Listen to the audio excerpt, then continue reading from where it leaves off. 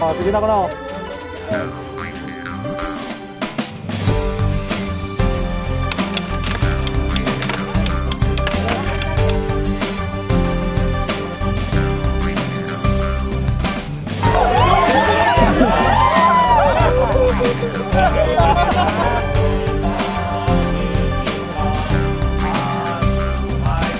The peace, the unity, and the solidarity that we all experience today is real and can be real to the rest of the Filipino.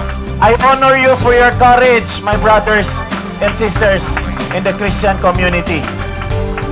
I honor you for your love, and I honor you for your faith, for believing that peace can actually happen. Hindi madali na magtayo ng kapayapaan.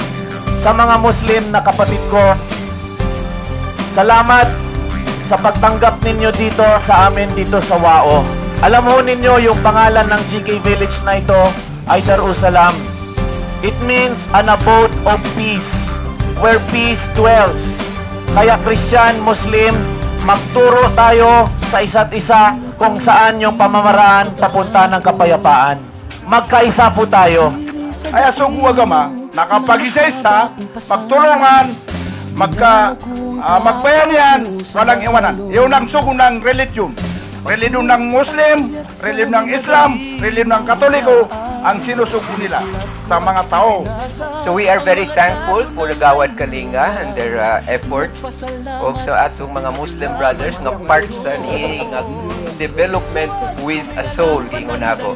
Development with respecting the human dignity of people, and concerned about building up a relationship that will lead to true peace, through good relationship between Muslim and Christians. Na taga-Pandag, Maguindanao po, ay taos puso pong nagboluntaryo na sumama po dito sa Highway of Peace. Nagawa po kami ng team namin.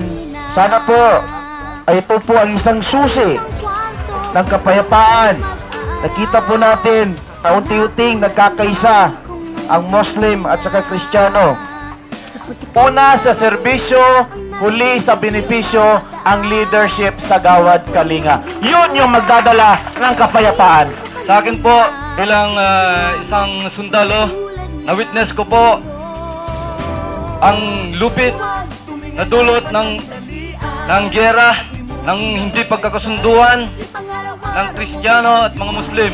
Pero dahil po sa Gawad Kalinga na nandito ngayon, narito po ang aming team na binubuo ng mga Kristiyano at mga Muslim, nagkakaisa sa Bukidnon.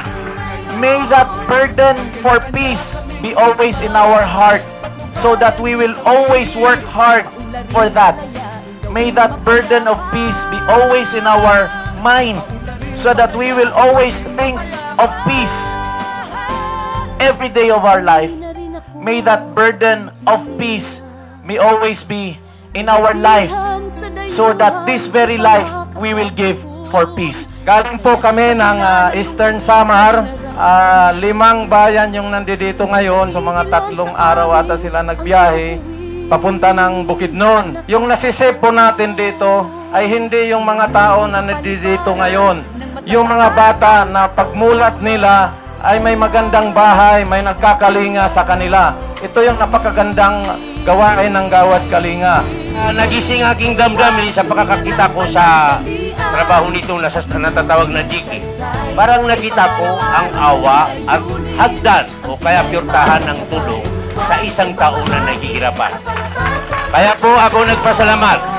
Sana tuloy-tuloy na ito. Sana po makamtan ninyo ang kapayapaan at bigyan kayo ng Allah sa paghihirap niyo, sa pagpupunta niyo sa lugar na ito. This is the army that God will raise to build a first world, a world-class Philippines. Walang iwanan, walang iwanan, walang iwanan. Hindi natin iiwan ang mahirap, hindi natin iiwan ang Pilipinas. Magandang umaga sa inyong lahat. Mabuhay kayong lahat. Mabuhay ang Pilipino. Mabuhay ang Gawad Kalinga.